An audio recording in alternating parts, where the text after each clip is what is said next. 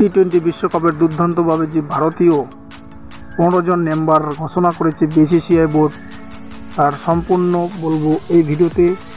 যে 15 জন সদস্য নিয়ে খেলতে চলেছে এবং ভারতের বিসিসিআই বোর্ডের যে চিফস ঘোষণা করেছে এবং ভারতের অধিনায়ক রোহিত শর্মার যে 15 জন মেম্বার নিয়ে খেলতে যাচ্ছে টি-20 বিশ্বকাপ 2024 সালে ওয়েস্ট ইন্ডিজে।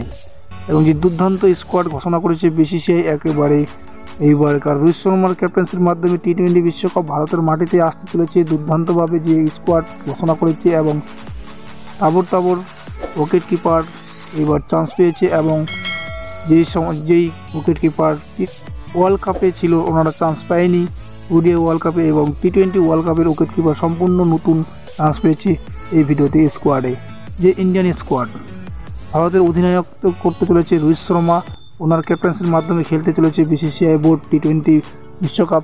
2 নম্বর Yashasvi Jaiswal, Virat Kohli, Suryakumar Yadav, Rishabh Pant wicket keeper chance পেয়েছে এইবার টি-20 ওয়ার্ল্ড কাপের উইকেট কিপার হিসাবে, এবং Sanju Samson wicket keeper chance পেয়েছে এইবার বিশ্বকাপে।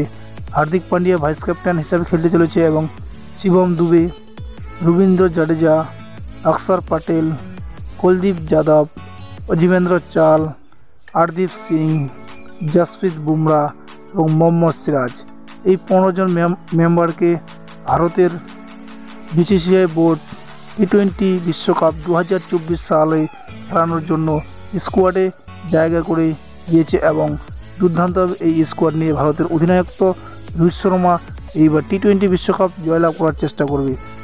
যেমন ওডিআই বিশ্বকাপ ভারত ফাইনালে হার স্বীকার করেছে, সেই ভুল আর ভারতের অধিনায়ক ঘোরাবে না। টি-20 বিশ্বকাপ জয়লাভ করে আনতে চলেছে ভারতের মাটিতে।